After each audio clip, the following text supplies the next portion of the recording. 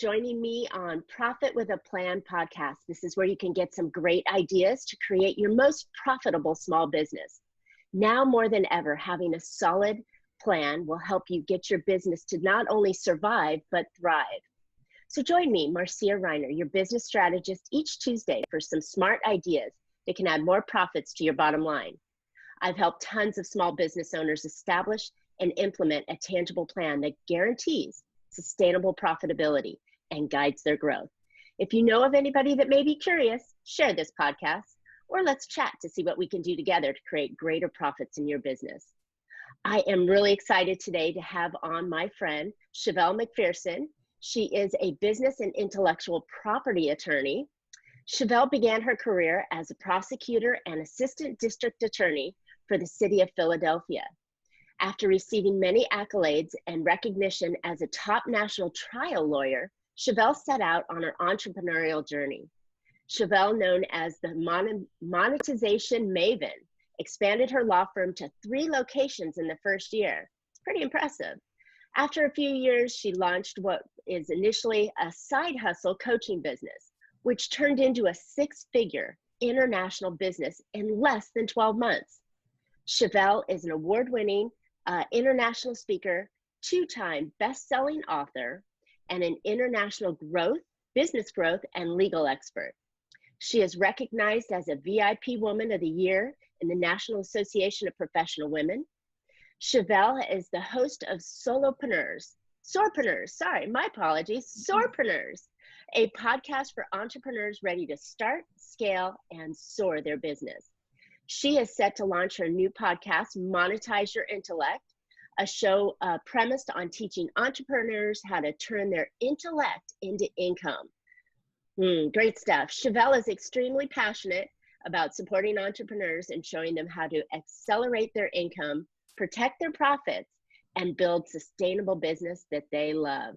Wow, Shevelle, that's quite impressive. Thank you for coming on the podcast. Thank you for having me. It's a pleasure being here. Yes. So Shevelle and I met in one of our circles, and I was totally drawn to her because as a business owner and a creative, which I feel like I am, I straddle both the creative side and the structural side of business. She protects people, she protects businesses and intellectual property. And I think it's just so important to present it to the listeners today. So Shevelle, tell us, why is it so important that we have our business protected, first of all? Well, the main reason why it's important is because most entrepreneurs are building businesses because they want to have sustainable income, consistent income. You're building your legacy. You want to create assets. At the end of the day, the bottom line is we're all in this not to just make impact, but to have income, right? And so if you are only concerned about the income and you're not concerned about protecting the income, it could be disaster. I've had clients who I've seen go from what I call millionaire to brokenaire because all they focused on was making the money and they didn't put any measures in place. I speak of legal pillars because, pillars are strong. They hold things up. And if your business doesn't have pillars in place, then it could collapse at any given moment. So it would be a tragedy for someone who has put their heart and soul into growing a business to grow it to where you want it to grow. And all of a sudden it just sinks into quicksand because there's no pillars. So that's why it's really important at the onset, you consider making sure you put some strategies in place, which I call legal pillars, to make sure that your business is profitable, but also legally protected. Love it. I don't think business owners truly think about having to protect their business. If you're doing a very commoditized service, say you're a plumber or a chiropractor or anybody who's doing a physical activity, you're not thinking about protecting it, but you still need to have those protections in place, right? Absolutely. Anybody in business needs to have those protections in place because at the end of the day, the main reason we are in business, we all have to earn a living for ourselves. The reason we go into business is no different than the reason we get a job, other than we don't want to earn our living through someone else. We don't want to earn our livings on their conditions. We just want to have more freedom. But when you go off on your own, you're now under your own platform. So you don't have an employer who can assure sure that, there's workers' compensation and things of those nature. There's nothing in place for you unless you put it in place for you as an entrepreneur, small business owner, or CEO of your own company. So it's important that you do those things and you put those things in place, because again, what is the point of building a business, building an empire that could crash at any given moment? And it's not so much, I mean, it is still, whether someone gets hurt on your property, or someone wants to go after you because they were unhappy with the service. But I think it's also protecting your information, your service, your ideas, which is what really truly attracted me. Having that, you're creating a system or a process, or you're doing something that is very unique to you, which we all need to do to stand out in our business. But when you're doing that, you need to protect that information as well, right? Oh, absolutely. So when I say that your business can crash, it can crash from there's so many different factors, right? Your business can crash because you didn't put measures in place, for instance, to have it in some type of entity, a protective structure, right? So if something happens, your business can crash because your personal assets are at risk, they're exposed. So there's measures you can put in place for that. Your business can crash when you get into a big dispute with a client and you've had none of the terms memorialized. So now there's all this chaos and confusion that you have to interrupt your business for, to deal with, and there's no meeting of the minds. So if you lose and you didn't have that structure in place, the other pillar, your business crashes. Your business can also crash because you are a creative and you create content and programs, and you don't take the proper measures to register those things with the federal government, and someone's stealing, your copyright, your intellectual property, your branding. There's confusion. Your business can crash because you can go into expensive litigation, and it becomes, like I call, cardiac arrest for your business, and it just doesn't survive, right? So your business can crash because a pandemic came along and now you can't work and you don't have any business interruption insurance in place, right? Your business can crash because you have employees or VAs or independent contractors working for you, and you don't have instructions for them to carry out their duties for your business. And then again, chaos and confusion, litigation. There's so many ways that your business can crash down, and that's why it's important that you do not ignore the legal side. Wow. You just totally hit us with a fire hose worth of information that is so important that I'm not sure the listeners as business owners really truly understood.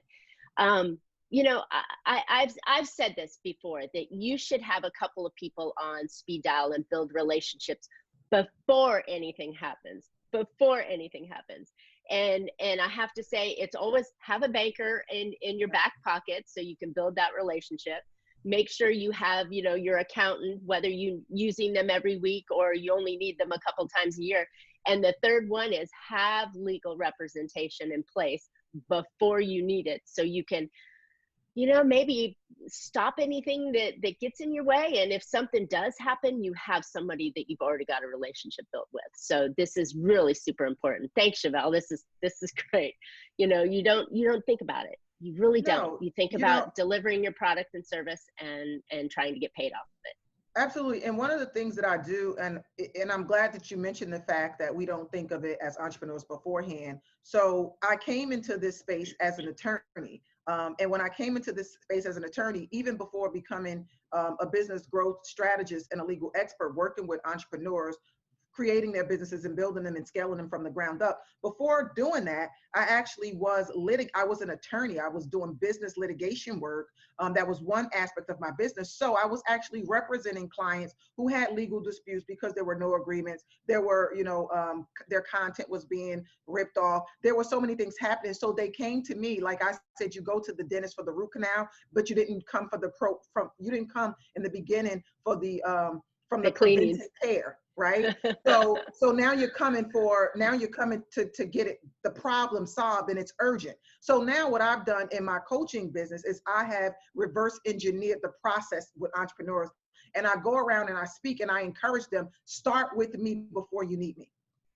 And the reason why I say that is because I have legal programs that I've put in place that entrepreneurs can actually go through so that they can get themselves set up so that they don't need to make that phone call. And if they ultimately have to make the phone call, it's going to be a simple phone call. It's not going to be, oh my God, help me. It's going to be, we have an issue, but I know this is registered. Can you just send a cease and desist letter and we'll end this really quickly? You're not really concerned about interrupting your business. You're not concerned about losing your assets if you have to call someone. You're just calling to make sure they reinforce what you've already put in place. And there's a big difference.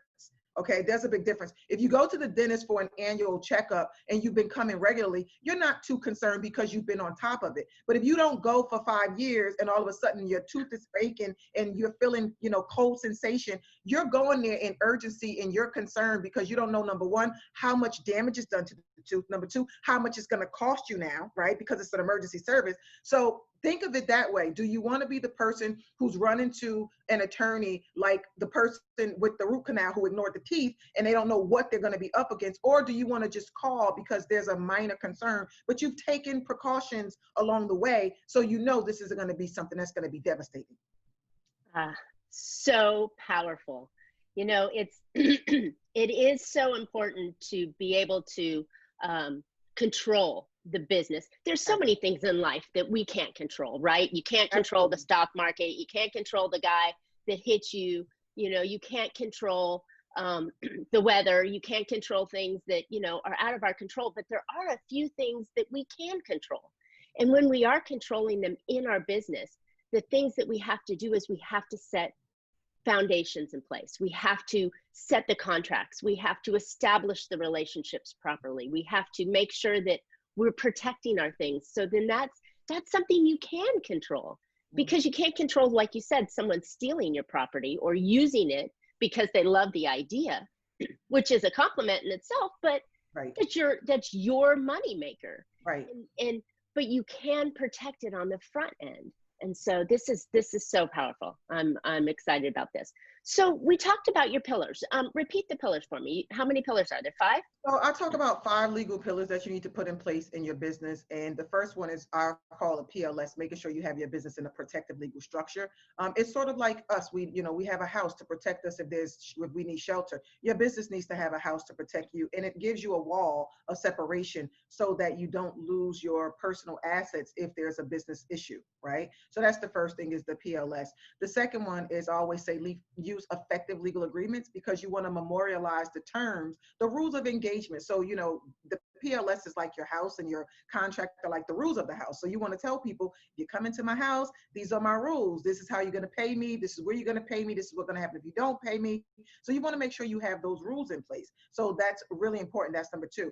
Number 3, you want to also make sure that you're protecting your intellectual property. I call this like your bling of your house. It's it's the things that really matter to you. It's your content, it's your online programs, it's your literary works, it's your brand, right? It's things that could be copyright and trademark protected by the federal government to make sure that people aren't stealing what you have created and the brand that you're creating for yourself. And then the next pillar is number 4, which is insurance. You want to make sure you have business insurance, because if something happens, like I always say, okay, you have this house, which is your entity in place, but who's protecting the house? What happens if the house burns down? What happens if a storm comes through?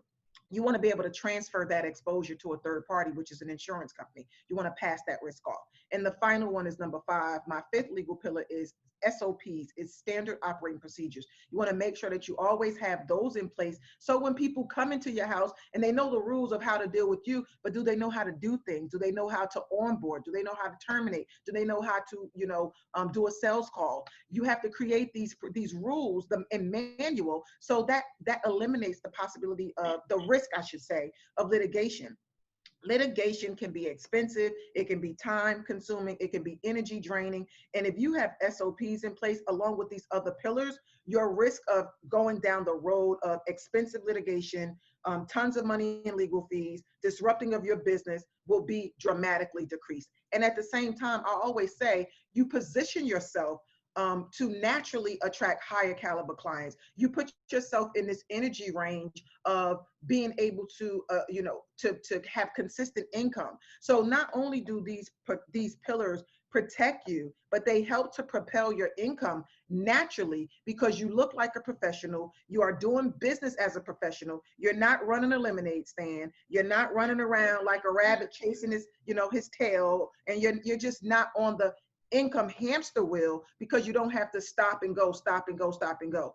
You put the measures in place, you put the pillars in place, your business is stabilized, and now you can go off and do what you do, and that is create, do your work, serve your clients, stay in your creative your creative zone of genius without worrying about someone stealing, your creative works, and you operate your business professionally, and you get to grow and scale with confidence, peace, and ease.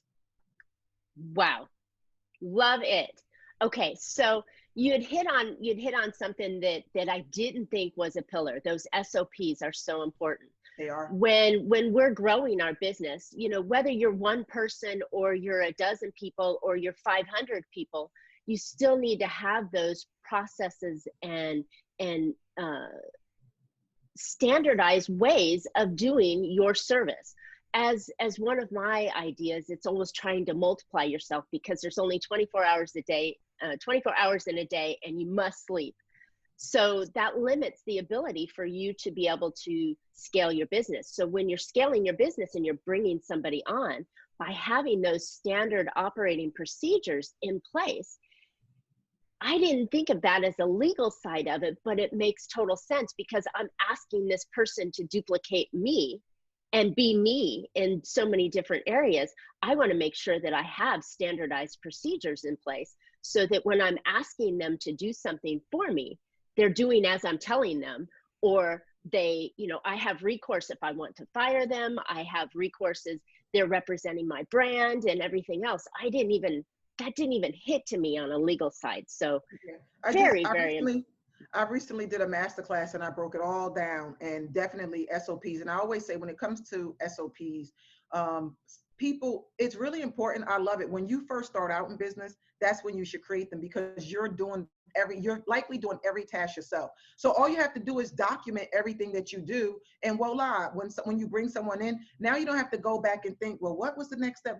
Just as you do it, even if you pull out like a Google sheet and just say, okay, I do this first, I made this call first, I did this second, I did this third. It's just the instruction manual. So now when you bring on a VA to take over the task that you've been doing, guess what? There'll be no confusion as to how to get it done, because you've already given instructions for her to replicate the process the way that you've been doing it.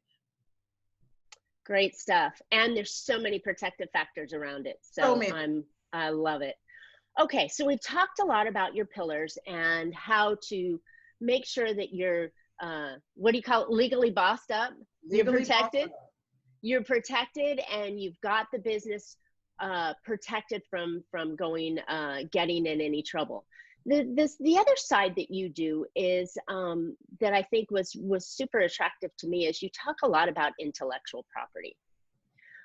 We create our business, whether it's a service or a repeatable service, or it's something creative that you're doing, or maybe you're just out presenting and talking. You work a lot with coaches and professional speakers. Talk to me a little bit more about what we need to protect on our intellectual property. First of all, what is intellectual property? Well, intellectual property, there's two types. There's intellectual property that could be from your creative works, your literary works, such as your books, such as your online programs, your courses. Think of it could be films, it could be movies, it could be lyrics of a song, things that you create. And when you create these things, you are the original owner, and you do have what we call some copyright protection for that, because you created it. The only thing is you do have some protection, but if you don't register it, now you have to fight to prove it belongs to you and that you deserve the right to have that protected. So that's one type of intellectual property. The other type of intellectual property is what I call sort of the goodwill of your business. It's your brand, it's your logo, it's the items that you create that distinguish you from the other. You're a health coach, I'm a health coach. What makes us different? Our branding makes us different. Our stories and our experiences make us different. But the branding is the critical part when it comes to intellectual property, because you may have a logo for your business. You don't want me, I'm a health coach. You don't want my logo to be very similar so that our brands get confused, because I'm out here trying to build a solid foundation and reputation for myself. What if you aren't so great at what you do? Or what if, you don't have a great reputation. And now my brand is getting confused with yours because our names are similar, or our taglines are similar, or our logos are similar. So intellectual property, when it comes to when it comes to your taglines, your branding, your symbols, and things of that nature, it's really to distinguish brand confusion so that you stand out. Like you just said, we want to stand out because of our business, because of our services, but we want to stand out because of our brand. Because think about this, if I held up a sign right now that had a red, like a circle, looked like a dagger board, I'm not really that artistic, but if I held it up, you would recognize it to probably be Target. If I held up a sign with like a swoosh, you would recognize that to be Nike. But just me thinking of these, automatically envisioning in my head what their symbols are, I immediately would recognize Nike from Adidas because the symbols are different. I would immediately recognize, Target from Walmart because they have their different logos. Target is in the red color and Walmart is like the blue with the yellow. Immediately it comes to mind. But what also comes to mind when you think of Target versus, let's just say, Neiman Marcus, right? You have a different feeling when you think of Neiman Marcus or Saks Fifth Avenue because you think, oh, it's upscale, it's expensive. Some people think, oh my God, that's my dream store. Other people think, that's my playground. Other people think that's a waste of money, right? So, but something comes to mind for you. And the whole point is, when it comes to your brand, when it comes to your logos, your taglines, what do you want to come to mind for your prospects and your clients? So intellectual property is important because you get to stand out. You get to be memorable, and memorable leads to monetization. And that's why we're in business. So as part of what I do, like you mentioned earlier, I'm known as the monetization maven. But what's interesting about that is I love to help entrepreneurs monetize, including the legal part, because I do not believe that you can just do it alone. You really have to combine the business with the legal pillars for you to really monetize, your intellect and your genius zone and all the things that you're doing. So even when I work with my clients, one of the things that I do is like, I have this lay system, and it's like the L is just the first pillar, and that L has all the legal pillars. We've got to do all these things first to make sure that all your legal stuff is in place, so your assets are covered and protected. Then we go into the other aspects of my system, which is growing and scaling your business, right? But there's a process, and so the intellectual property part is on the forefront because it's so much easier to attract people when you have a reputation that's awesome, because now you're not running around trying to do Facebook ads, and you're not running around trying to spend all this money, and you don't have to worry about speaking engagements. And I'm not saying you shouldn't do any of those things, because I believe those are wonderful tactics. But just imagine if you were doing those things after you've already established this solid reputation and brand for yourself. So now you have clients that are just naturally attracted to you. And then you can still go after those that don't know you using the other tactics. But why would you ignore what I usually call the people right around you in your background, in your backyard? You can put your pillars in place so those people are just attracted to you. There's an example. If I feel like say I'm going to go out tonight and I need a pair of shoes, immediately, I don't have to turn on a TV or go on Facebook to see an ad or anything. I'm thinking, I'm going to Saks, or I'm going to Neiman, or I'm going to whatever is your shoe store that you go to. Immediately, a brand will come to mind, right? That's what you call naturally attracting clients. These bigger brands, they don't even run ads. You don't see their ads coming across, they're starting to target now on Facebook because everybody's on Facebook and it makes sense, right? But just naturally, attracting people by setting an example of the quality of service, the quality of the product. If I need some milk or something in the middle of the night, I might decide to run Walmart because they've established this reputation that they're there for me, for me to get all my essential needs, and I can just jump up and go there. So it's great. It doesn't matter whether it's Neiman Marcus or it's Walmart or it's Sears or Macy's. It doesn't matter. They've established a brand recognition. And that's what's important about intellectual property.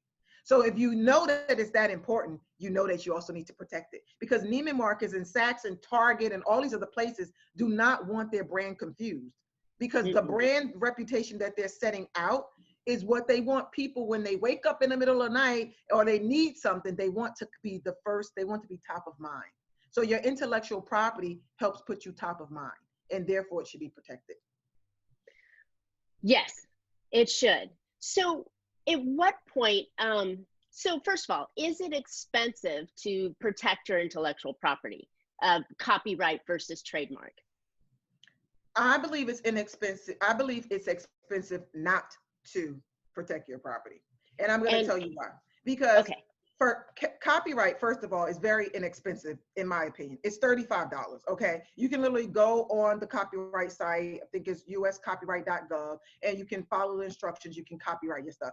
It's so inexpensive that a lot of times when people call me to do it, I usually say, just buy my Legally Bossed Up boot camp, and because I actually do a walkthrough and I show you how to do it.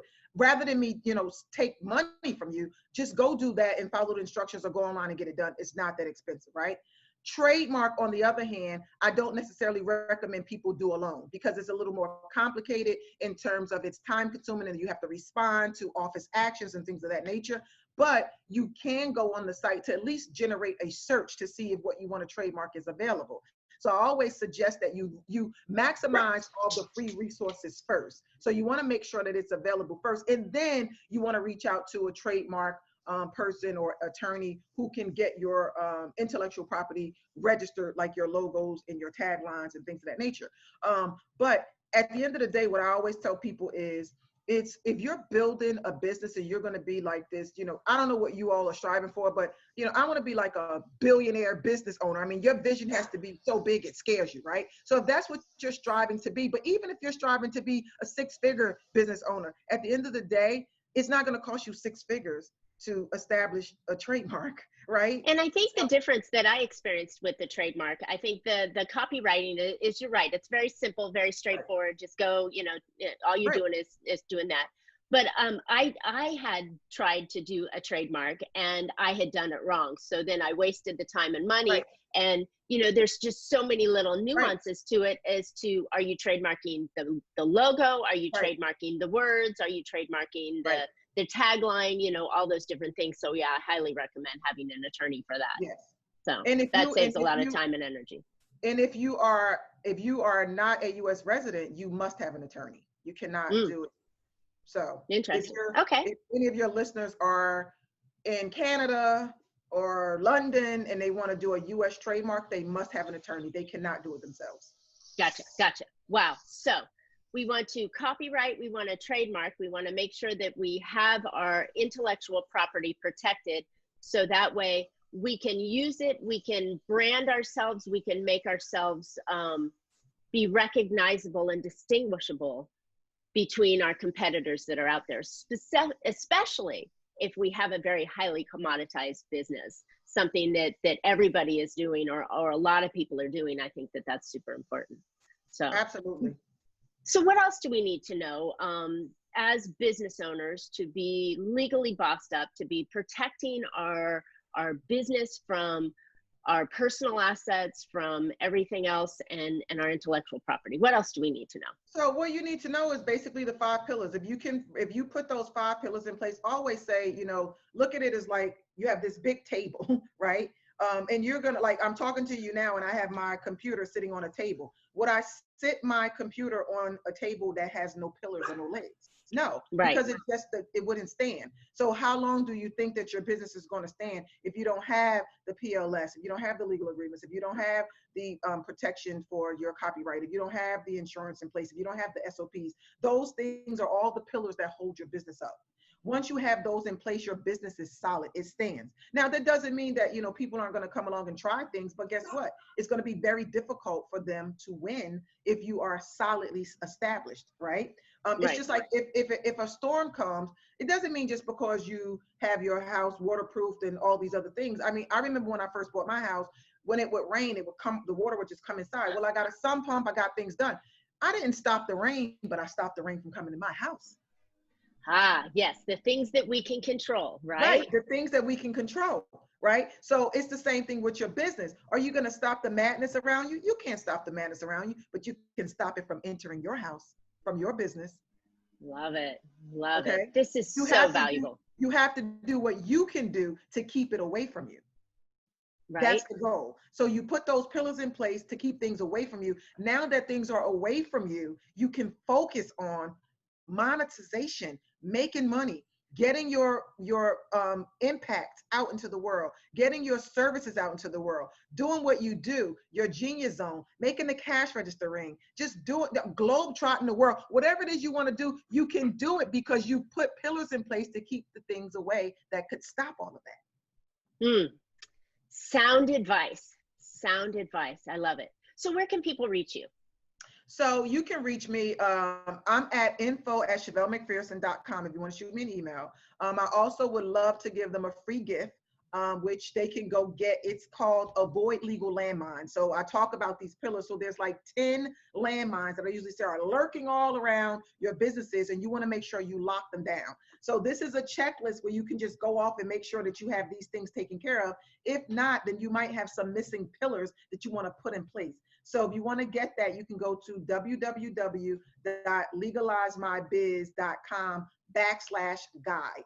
Okay, so that's Got the it. link. That's a free guide. You definitely want to get that. I'm on social media. All my social media tags are my name, Shevelle McPherson. So it's on Shevelle McPherson on Instagram, Shevelle McPherson on LinkedIn, Shevelle McPherson on Facebook. So you can reach me that way. So you can shoot me an email, you can do that, or you can definitely go and get the guide. And if anyone is interested and they know that, they already know before getting the guide that they have some pillars that are missing, I have an awesome, amazing online boot camp called Legally Bossed Up. They can get that. That's at www.legallybossedup.com. They can go there, they can get it, and they can put the pillars in place that they need. I oftentimes do master classes, so you definitely want to get the guide, get on my email list, because when I do run master classes, sometimes I run like special offers for things for entrepreneurs to do, to get things in place, to get their pillars in place. So you can, those are all of the handles you can reach me at. That's amazing. Legallybossedup.com, Shevelle McPherson on all my social media handles, and the free guide, which is www.legalizemybiz.com/guide.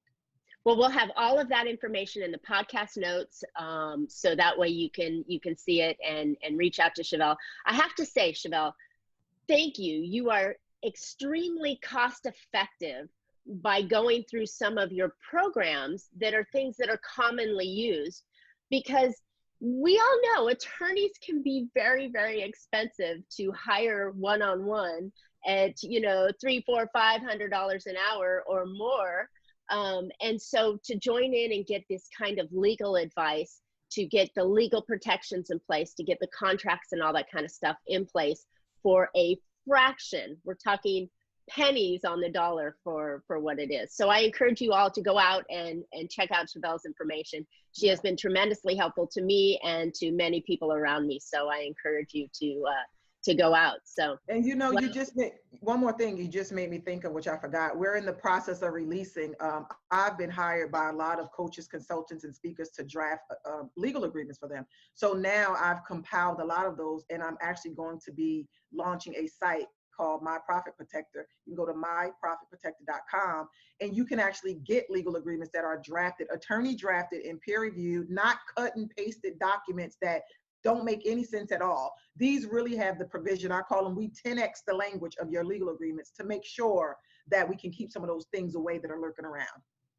Yeah, especially even in times like today, where the business environment, we'll just call it challenging, to be able to have things in place that will protect your business. So thank you, Shevelle. This has been so valuable. Listeners, I hope you found an idea or two to put into your business to make sure that you have more control over your money and be more profitable. If you would like to know specifically how to increase your own profits in your business, let's chat. My contact information will be in the podcast notes. So I am super excited to announce that my book, Big Profit Secrets Exposed, is out on Amazon. There will be a link in the podcast notes. as well. I'm looking for opportunities to share my intellectual property, my wisdom, and my ideas with your listeners. If you have any groups that you belong to and you're looking for a speaker, please reach out to me. And then finally, I've got an opportunity. If you would like to learn how to not only make your business survive, but thrive, I've got a great program. There's 6 tips for you and a big profit strategy sprint I'm working on. It's 6 days of super valuable information. You can find that at failproofbiz.com. Go check that out. We would love to hear your questions, feedback, and ideas for future shows. Please comment on this show so that way Shevelle and I know that you were listening and you got some information out of it. And also subscribe to profitwithaplan.com. You can always catch Profit with a Plan on any of your favorite podcast players, and we're looking forward to more great profitable information on next week's show. So until then, make your plans and profit with them. Thanks, Shevelle.